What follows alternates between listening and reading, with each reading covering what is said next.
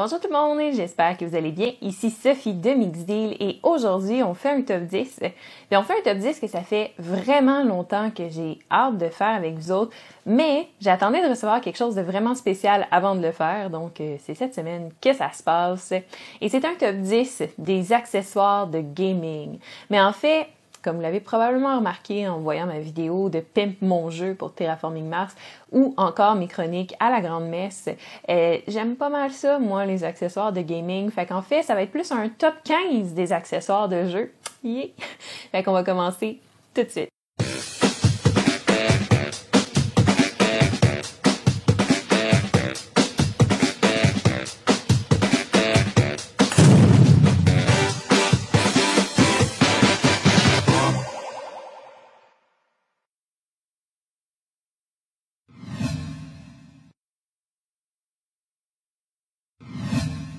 En plus du top 15, il y a certains items qui n'ont pas fait de cut. Fait que dans le fond, j'ai deux mentions spéciales qui sont pas dans mon top 15 parce que, parce que je trouvais que c'est trop spécifique un peu pour se ramasser dans les accessoires indispensables de jeu. Puis l'autre parce que, c'est trop régulier pour se retrouver là. Donc, le trop spécifique, c'est la peinture pour les figurines. Donc, si vous êtes là-dedans, si vous aimez ça, peindre des figurines, ou si c'est quelque chose qui vous intéresse, c'est sûr que ça, c'est quelque chose qui va vraiment rehausser la qualité de vos jeux. Ça va les rendre plus beaux, ça va être plus le fun à jouer. C'est toujours plus agréable avec des belles figurines peinturées. Fait que c'est ma première mention spéciale. Et ma deuxième mention spéciale, c'est les sacs Ziploc. Puis, en fait, moi, je jette jamais de sacs Ziploc. On a certains jeux, des fois, qui viennent avec trop de sacs. On en a d'autres qui viennent avec pas assez de sacs. Et on en a des fois qu'on va remplacer certains sacs puis tout ça par des boîtes en plastique, par exemple, pour ranger les choses parce que c'est plus simple. Fait que bref, à chaque fois que j'ai des sacs qui servent plus, je les mets dans ma petite boîte ici. J'en ai de toutes les tailles. J'ai essayé de les classer même à un moment donné parce qu'il y en avait trop. Fait que j'ai probablement trop de sacs pour tout le restant de ma vie, mais c'est pas grave. Comme ça, au moins, quand je reçois un jeu, je suis prête, je sors ma boîte, puis j'ai assez de sacs pour pouvoir classer toutes les petites composantes du jeu. Donc, c'est mes deux mentions spéciales.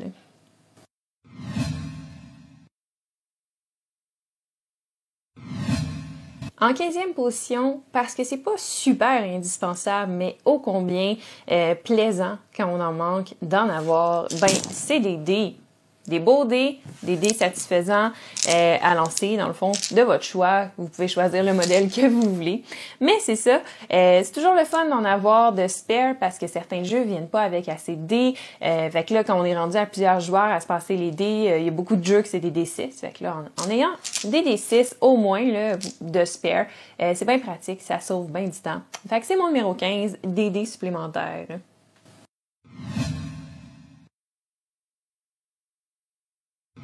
En 14e position, c'est quelque chose que j'utilise pas hyper souvent, en fait pratiquement jamais, mais qui peut être vraiment pratique. Puis il y a certains jeux qui viennent déjà équipés avec ce système-là, puis quand c'est le cas, c'est tout le temps le fun à utiliser.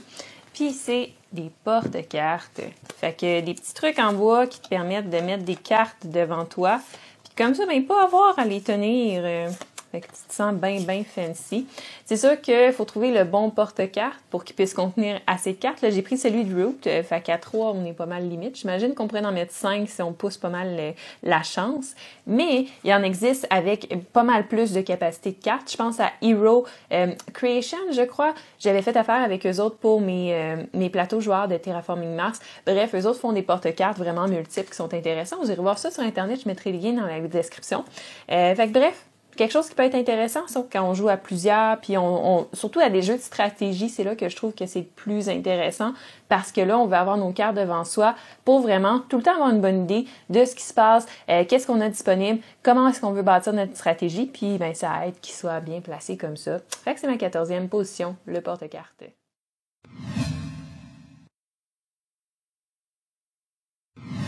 En 13e position, c'est pas ma préférée de ce qui se fait dans ce genre-là.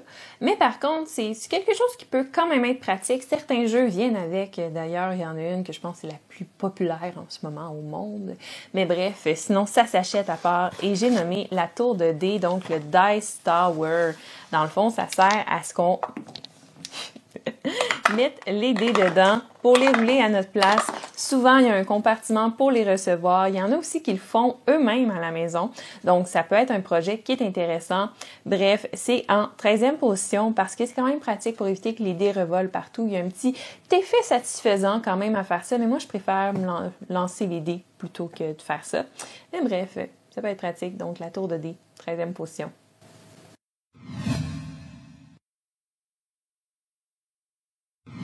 En 12e position, c'est en fait pas quelque chose de spécifique, c'est toutes les petites applications pour aider les joueurs. Donc, en fait, les applications qui sont sur le téléphone, il y en a certaines qui sont pratiques. Donc, il existe plusieurs applications, entre autres, pour sélectionner de façon random le premier joueur. À place de s'assiner à la table pendant 2 heures pour savoir c'est qui va commencer, ben, on prend l'application, on sort ça, c'est simple. Dans le même ordre d'idée, il y a des applications qui vont aussi randomiser. On peut rentrer n'importe quoi, puis après ça, ils vont pouvoir piger à travers tout ça. C'est pratique, par exemple, dans une soirée, vous savez pas quel jeu jouer, tout le monde veut jouer à un jeu différent, on choisit au hasard. Moi, j'aime bien ça. Moi, j'utilise cette application-là personnellement, puis c'est peut-être parce que je suis un peu spéciale, mais pour randomiser mon jeu de Legendary Buffy, parce que comme ça me permet de choisir des trucs différents à chaque fois. Fait que bref, je trouve ça pratique. Sinon, il y a les applications aussi pour suivre votre collection de jeux, pour suivre vos parties, qui a gagné, avec qui vous avez joué, tout ça, quand vous aimez garder des statistiques. Donc, il y a l'application de Board Game Geek, donc BJ Stats, et l'application aussi française My Ludo, que je trouve vraiment très, très bien, très, très sympathique. Bref, les deux permettent de faire sensiblement la même chose. Sur BJ Stats, il y a certains challenges qu'on peut faire aussi, des 10 par 10. Si vous avez vu passer ça sur Facebook, par exemple, ce que c'est on choisit 10 jeux dans notre collection qu'on joue pas assez souvent et on note à chaque fois qu'on joue des parties. L'objectif étant de jouer 10 parties de chacun de ces 10 jeux-là dans une période prédéterminée. Souvent, les gens vont faire ça en résolution de l'année, là, au début de l'année. Fait que c'est ça. Pour tout ça, c'est vraiment pratique. Puis en plus de tout ça, il y a certains jeux qui viennent directement avec une application pour aider au jeu. Donc, soit pour aider à expliquer certains points de règle, pour aider à comptabiliser les points.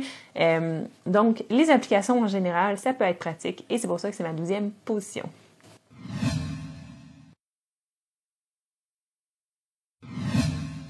En 11e position, c'est quelque chose que je trouve pratique pour plusieurs raisons, pour le rangement, mais aussi, surtout pour les jeux. Il y a certains jeux qui vont demander ce genre de matériel-là sans le fournir, donc c'est toujours pratique d'en avoir. Et j'ai parlé des sacs à dés. Donc, si vous avez des animaux à la maison comme moi, ça se ramasse plein de poils de chien, mais autrement, c'est pratique. Il y en a de tous les formats. Fait que c'est pratique soit pour garder justement vos dés supplémentaires à la maison, et c'est pratique aussi dans les boîtes de jeux, comme par exemple Arkham Horror, le jeu de cartes, vous demande de piger au hasard des tokens là, pour savoir qu'est-ce qui va se passer finalement avec l'action que vous avez entamée. Ben ces tokens-là, c'est pratique de les mettre dans un sac comme ça pour justement pas voir ce qui va se passer. Même chose dans Arkham Horror, 2e édition pour la coupe de monstres, quand on voulait piger pour aller chercher des monstres, ben comme ça, on les voit pas. Fait que bref, il y a plein de jeux où ça s'adapte. Puis en plus, il y a certains jeux de campagne où on peut sauvegarder notre matériel dedans. Et moi, j'en ai acheté, j'ai pas encore reçu le jeu, mais je les ai commandés avant sur Board Game Geek qui en font des personnalisés. Fait que j'ai acheté ceux de Midara qui sont vraiment, vraiment beaux, qui vont permettre de sauvegarder tous les items de campagne de chacun des personnages. Donc bref, ces petits sacs-là, c'est vraiment pratique. Puis ça peut être très, très cute aussi. C'est pour ça que c'est ma 11e position, les sacs à dés. Ça s'en vient, c'est mieux. On rentre dans le top 10. Fait que ceux que je trouve qui sont quand même indispensables pour tout bon gamer. Donc, on va commencer avec tout le matériel qui est pour protéger vos pièces de jeu, mais qui rend en même temps le jeu étrangement plus agréable certaines fois puis qui augmente la qualité. Donc, première chose, les sleeves. Les sleeves, c'est quoi? C'est des pochettes de plastique dans lesquelles vous allez mettre vos cartes. Il y en existe de différentes qualités. Donc, il y en existe qui sont très, très minces et très, très mous et pas très agréables. Ça donne plus un sentiment que quand on les met sur les cartes de jeu que le jeu est cheap, en fait. Puis c'est pas pratique pour pouvoir brasser tout ça. Mais il y en existe des très, très épaisses, des très bonnes qualités. C'est ça, sont un peu plus chers, mais à ce moment-là, la carte rehausse un petit peu en qualité dans le sens qu'elle est plus épaisse, tout ça. Et ben c'est ça. Puis il en existe même des personnalisés pour les jeux. Si vous avez vu ma vidéo de Terraforming Mars où je le pimpais, j'ai acheté des cartes personnalisées de Terraforming Mars, des sleeves en fait. Donc les sleeves, c'est mon numéro 1.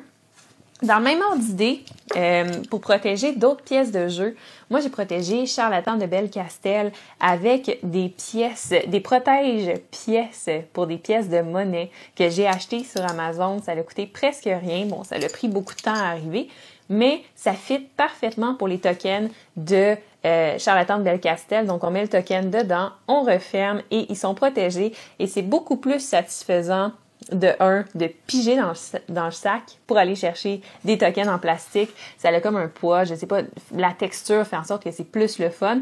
Mais on a remarqué aussi avec le temps, les gens qui jouaient beaucoup à Charlatan, que les jetons, ils se décoloraient à cause qu'on les manipule beaucoup, tout ça. Donc, avec ça, mais on évite ce problème-là. Donc, ça fait que le jeu dure plus longtemps. Puis une autre chose que j'ai trouvé vraiment le fun, c'est une plastifieuse pour plastifier certaines pièces de jeu. Attention, je recommande pas de plastifier les cartes de jeu. Vraiment, les sleeves, c'est ce qu'il y a de mieux pour ça. Parce que quand le plastique s'use, ben à ce moment-là, on brise un peu le jeu. Donc, les cartes qu'on va manipuler souvent, c'est un peu risqué. Mais moi, j'utilise ça pour les roll and write, donc pour tréfiter, vraiment tréfiter. J'en ai plastifié 4, ce qui fait en sorte que j'ai pas besoin d'utiliser le reste du pad. J'utilise des crayons effaçables et on peut jouer autant de parties qu'on veut là-dessus. Donc, je trouve ça écologiquement plus fun, mais aussi c'est plus agréable parce que c'est plus de qualité. Même chose quand on retrouve des jeux qui ont des plateaux joueurs un peu cheapettes là, en papier très mince, un peu comme Western Legends, ben c'est des choses qui peuvent être intéressantes à plastifier justement. Donc, c'est pour ça que c'est en numéro 10, toutes les choses qui peuvent non seulement protéger votre jeu pour qu'il dure plus longtemps, mais qui peuvent également rendre le jeu plus agréable à manipuler. Les sleeves, je garde une petite réserve là-dessus. Je sleeverai pas tous mes jeux absolument. Je vais sleever les jeux quand la qualité des cartes est pas exceptionnelle et soit que ça va nuire au gameplay ou ça va faire en sorte que les cartes vont s'user rapidement. Comme un peu dans les cartes dans Legendary, sont pas très de haute qualité. Même chose Terraforming Mars, donc c'est des cartes que là, je vais aimer sleever. Il y a des cartes de jeu qui sont tellement de haute qualité que ça sert pas à grand chose, mais encore là, c'est personnel à chacun.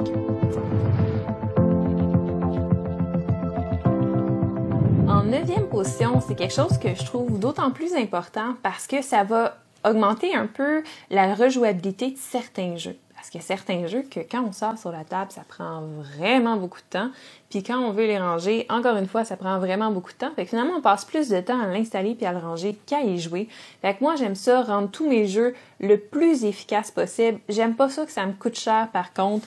Donc, moi, c'est les accessoires de rangement et surtout ce que tu peux faire à la maison. Donc, je suis une grande fan de ces boîtes de plastique-là séparateurs qu'on peut acheter chez Dollarama, chez Walmart, chez Canadian Tire dans la section soit quincaillerie ou encore artisanat. Donc, à ce moment-là, souvent, ils sont vraiment personnalisables. On enlève certaines divisions. On peut ranger tout le matériel de jeu dedans. Ça se range bien après ça dans la boîte. Puis ça fait en sorte que tout est ordonné. Quand on est rendu à sortir le jeu, on prend ça, on le met sur la table, on l'ouvre. Toutes nos pièces sont là et ça se range tellement bien. J'ai d'autres petites boîtes comme ça que j'ai achetées chez Dollarama que j'aime beaucoup aussi. Ça se range bien dans une boîte de jeu. Et une autre chose que j'aime beaucoup, c'est ce tape-là. C'est un tape en vinyle, aussi connu sous le nom de bonding tape. Donc, ça s'achète dans un endroit de 18 ans et plus, malheureusement. Donc, c'est ça, si c'est pas le cas pour vous, demandez à vos parents ou pas. Mais en fait, c'est quoi? C'est un tape en vinyle qui se recolle sur lui-même. Et en fait, ça permet d'attacher les cartes ensemble dans les boîtes de jeu. Comme ça, les cartes revolent pas partout. On n'a pas besoin de les mettre dans des ziplocs. Ça garde tous les paquets de cartes bien séparés et c'est réutilisable de partie en partie. Un rouleau peut faire facilement une collection au complet. Et comme moi, je suis quelqu'un qui va voyager beaucoup avec mes jeux pour jouer avec des amis ou tenir mes jeux à l'horizontale dans la bibliothèque, ben ça fait en sorte que quand j'ouvre ma boîte de jeu, tout est à sa place comme c'était censé. Donc, dans les accessoires de rangement de jeu, moi, c'est mes préférés. C'est sûr que certaines fois, un jeu a peut-être besoin d'un peu plus d'amour que ça. Donc, à ce moment-là, il y a des inserts qu'on peut soit faire maison en foam core. Donc, on achète des feuilles de foam qui se vendent chez Dollarama. On découpe ça à l'exacto. On se fait un plan avant ça. On colle ça. Ça prend beaucoup de temps, mais c'est pratique. Je l'ai fait pour The City of Kings. Je l'ai plus jamais refait après parce qu'on a passé une journée complète à faire ça, mais c'était bien le fun. Mais sinon, ça s'achète. Fait que c'est sûr qu'il existe certaines qualités. Il y en a qui vont coûter quasiment aussi cher que le jeu. Moi, personnellement, ma compagnie préférée pour faire des inserts, et c'est pas parce que j'ai des parts avec eux autres, mais pas en tout, c'est juste parce que je trouve ça pratique, ça coûte pas cher, c'est efficace, c'est de bonne qualité, c'est Folded Space. Si vous voulez voir, ça a l'air de quoi, je vais mettre un lien dans la description de la vidéo, mais également, quand j'ai fait ma vidéo Pimp mon jeu de Terraforming Mars, ben c'est cette compagnie-là que j'ai utilisée pour l'insert et je suis amplement satisfaite. Donc, c'est en ma 9e position, les accessoires pour améliorer le temps de rangement et le temps d'installation d'un jeu. En 8e position, je l'ai mis en 8e position, puis là, je regarde ma liste, puis je me questionne si ça pourrait pas monter plus que ça, parce que je trouve que c'est vraiment un indispensable dans les soirées de jeu. Et c'est la musique d'ambiance. Fait que là, j'ai un petit speaker Bluetooth parce que c'est ça. Fait que la musique d'ambiance pour jouer à des jeux, je trouve que ça rehausse vraiment la qualité d'immersion dans le jeu, ça rehausse l'expérience, ça fait en sorte que, je sais pas, il y a un petit quelque chose qui se passe dans une partie où on met de la musique versus une partie où il y en a pas. Donc, quelle musique choisir? Ça, c'est tout le temps complexe. Il y en a qui aiment bien mettre des trames sonores de jeux vidéo, ça fonctionne bien. Des fois, la radio, mais c'est pas la même chose. C'est pas autant immersif quand on dirait que c'est pas le même style de musique que le jeu qu'on est en train de jouer. Pour régler ce problème-là, j'ai un site à vous recommander. C'est gratuit, c'est merveilleux. Pour vrai, la personne qui a pensé à ça, c'est un saint. Le site s'appelle en fait Melodice. Je vais mettre le lien encore une fois dans la description. Ce site internet-là, en fait, vous rentrez le nom du jeu auquel vous êtes en train de jouer, les chansons à 99,9%, qu'il y a une playlist qui a été créée par quelqu'un sur YouTube pour ce jeu-là. Vous pèsez sur Play et Enjoy pendant toute la partie. Et même si vous êtes un peu créatif et que vous avez des chansons que vous aimez pour certains jeux, vous pouvez contribuer à faire les playlists de ces jeux-là. Bref, moi, c'est quelque chose que je trouve vraiment indispensable dans une partie. Et en plus, c'est quelque chose qui coûte rien. Fait que pourquoi s'en priver, hein? Et voilà.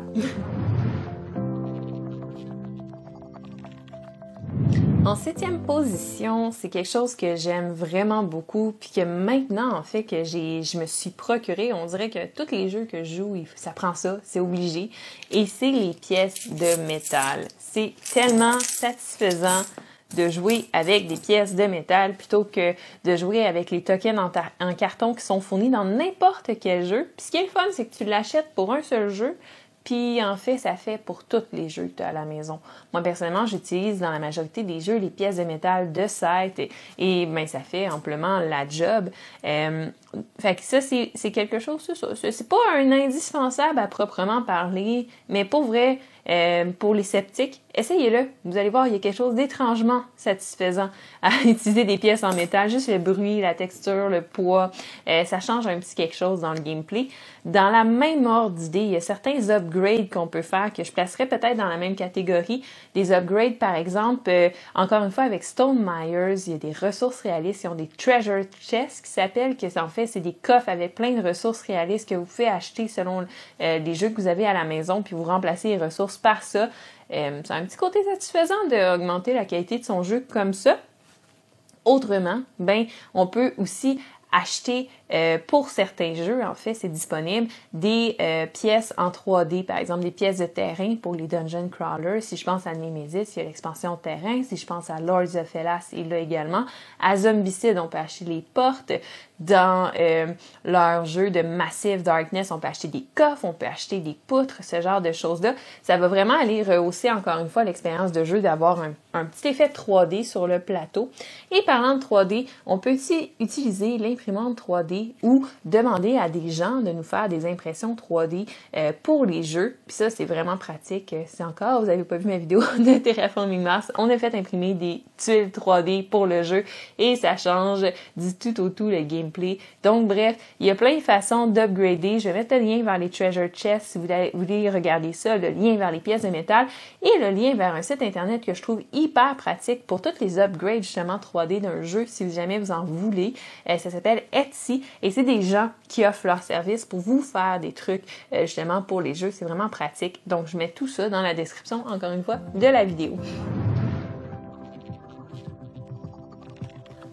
En 6e position, quelque chose qui est vraiment pratique et qu'on sous-estime souvent, mais quand on est habitué de se déplacer pour aller faire des soirées de jeu ailleurs, ça devient de plus en plus intéressant d'avoir ça et j'ai nommé un sac de transport pour les jeux de société.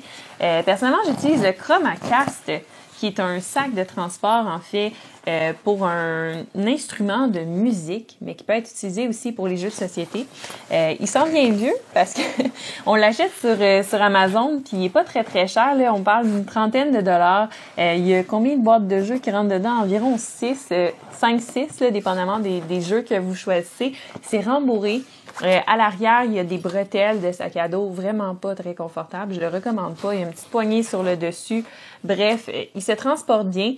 Et c'est ça coûte pas trop cher, mais l'affaire, c'est ça, c'est que c'est fragile. Le mien commence à tomber en morceaux, donc tranquillement, pas vite, il va falloir que je pense à m'en reprocurer un. Mais je mettrai quand même le lien le lien dans la description de la vidéo dit Chromacast sur Amazon, si jamais vous voulez aller voir ça. C'est quand même quelque chose de vraiment intéressant pour le prix. En 5e position, et là, il y en a qui seront pas d'accord avec moi à la maison, mais c'est ma vidéo, fait que c'est moi qui choisis. C'est un outil de rangement pour la collection entière de jeux de société qui permet en fait de la mettre en valeur, que ça soit beau, que ça soit classé et que ça soit agréable à regarder. Et j'ai nommé la Kallax, donc le meuble éponyme de Ikea qui se fait dans tous les formats désirés, en fait, en 2x2, 4x4, 5x5, 2x4, name it, ce que vous voulez, ça se fait. Et c'est la grosseur un peu parfaite pour rentrer les boîtes de jeux standards. Fait que quand on a des boîtes de jeux standards, que vous les rangiez verticalement ou encore à l'horizontale. D'ailleurs, laissez-moi un commentaire. Dites-moi comment vous rangez vos jeux à la maison. Je suis curieuse de savoir ce qui est le plus populaire. Mais bref, dans tous les cas, ça rentre super bien.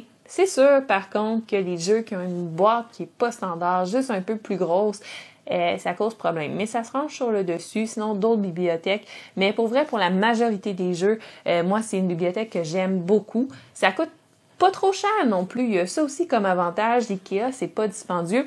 Puis encore mieux que ça, si vous regardez sur le Marketplace, sur Facebook, moi, c'est là que j'ai eu 4 de mes Kallax. Ça fonctionne super bien, c'est pas cher. Les gens vendent ça pour des bouchées de pain parce qu'il y a à peu près juste nous, les gamers, qui trouvent ça pratique comme bibliothèque. Mais bref, c'est ma 5e position. Je suis vraiment contente d'avoir mes Kallax et c'est ça.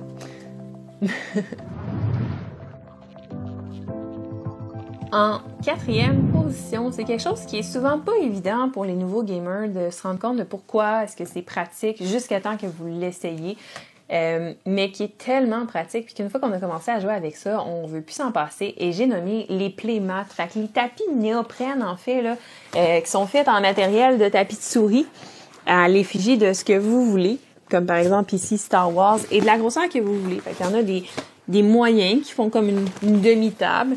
Il y en a des tout petits qui font un peu moins. Il y en a qui font toute la table au complet. Bref, il y en existe de toutes les catégories possibles. Et les Playmats, c'est pratique pour plein de raisons. Un, lancer les dés là-dessus, c'est pas bruyant. Fait qu'on réveille pas toute la famille quand on joue à des jeux. Mais deux, c'est surtout pour quand on joue à des jeux avec des cartes, avec des composantes sur la table, c'est tellement plus facile de ramasser tout le stock. Il y a un petit côté satisfaisant. Pour vrai, essayez-le, vous allez voir la différence. Moi, personnellement, j'adore, je suis fan de jouer avec des Playmats. Donc, j'en ai de toutes les grosseurs qui font toute la table, des tout petits pour amener en camping, des moyens pour amener chez les gens quand on va en visite.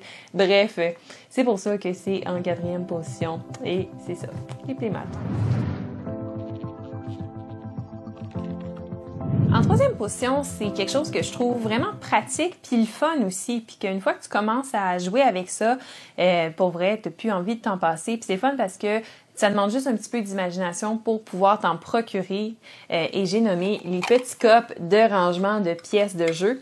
Moi, personnellement, je suis un peu spéciale. J'ai été chez Dollarama un été. Ils vendaient des cendriers, des ensembles de 3 ou 4 petits cendriers de couleur en plastique qui ont le fond rond. Ils sont ronds.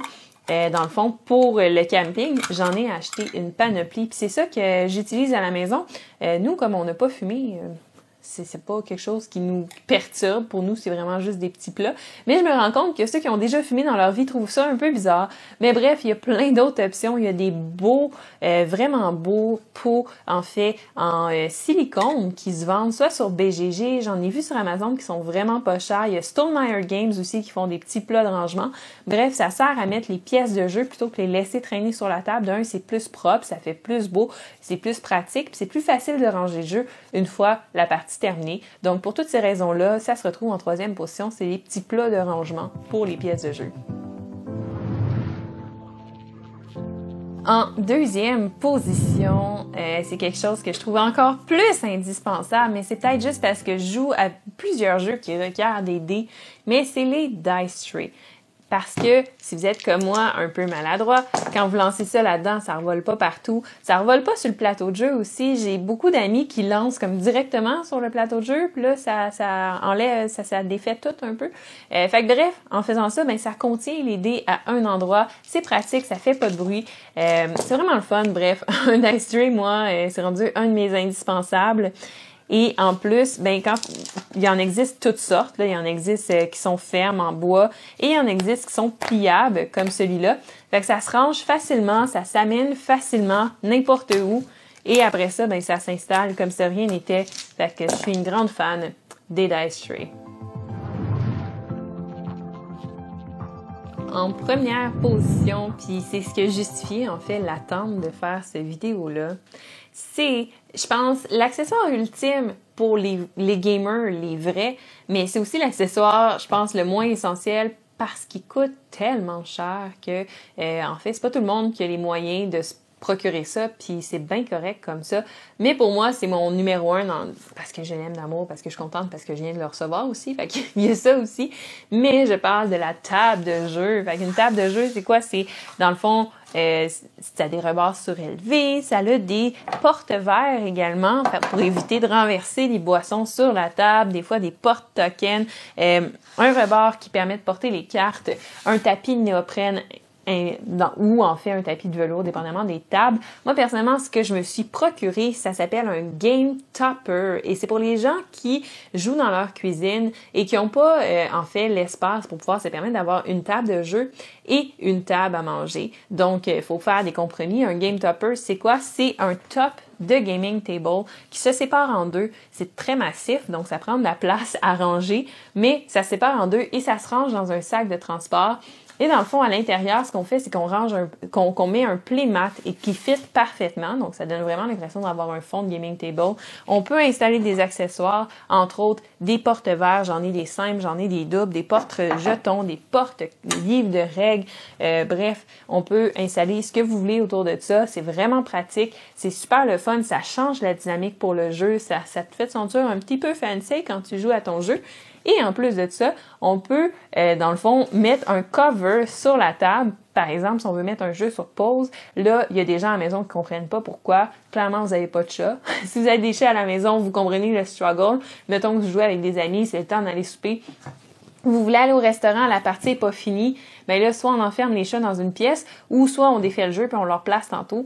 Il n'y a pas vraiment d'entre-deux, tandis que là, tu peux mettre un cover sur ta table, revenir plus tard et continuer à jouer ta partie, ou juste installer Gloomhaven puis juste comme passer à travers toute la campagne d'un coup parce que t'as pas besoin de re-ranger le jeu qui prend 1000 heures à ranger.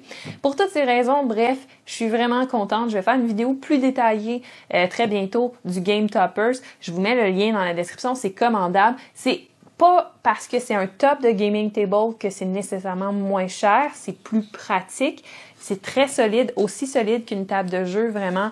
Le matériel est d'une extrêmement grande qualité. C'est sur la table, ça bouge pas.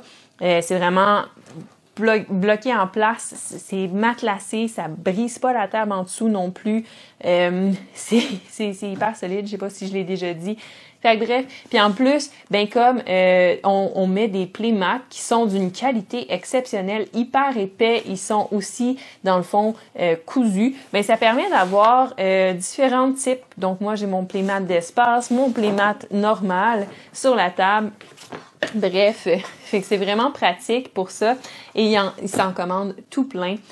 Donc, et le service était exceptionnel. Je sais pas si je l'ai déjà dit, mais un gros merci à Berkey et son équipe. Pour vrai, c'était parfait.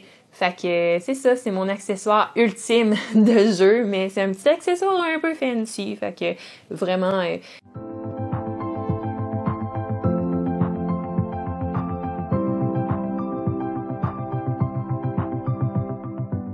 Mais un peu comme toute la vidéo, en fait, tout ce que j'ai présenté depuis le début, c'est vraiment pas des choses qui sont obligatoires à se procurer, c'est des choses qui rehaussent la qualité du jeu, ou en fait l'expérience qu'on va avoir à jouer à ce jeu-là, ça va l'améliorer. Mais en aucun cas, rien n'est obligatoire dans tout ça. Et ben, c'est ce qui met fin à mon top 10, qui est finalement un top 15, qui est finalement un top de je sais pas combien, parce que j'ai présenté pas mal plus de choses dans cette vidéo-là. Mais bref, comme vous avez pu le remarquer, c'est quelque chose, c'est mon dada, j'aime ça un peu rendre de luxe les parties de jeu. C'est ça, hein? J'aime les jeux de société, je pense que vous l'avez remarqué. Fait que c'est ça, ça m'a fait à la vidéo. J'espère que vous avez aimé ça. Fait que n'oubliez pas de laisser un petit pouce en l'air si vous avez aimé ça, de laisser un beau commentaire et de vous abonner à la chaîne et de cliquer sur la cloche pour pas manquer, en fait, aucune vidéo que je sors. Et d'ici là, en fait, je vous souhaite une super belle journée puis à la prochaine.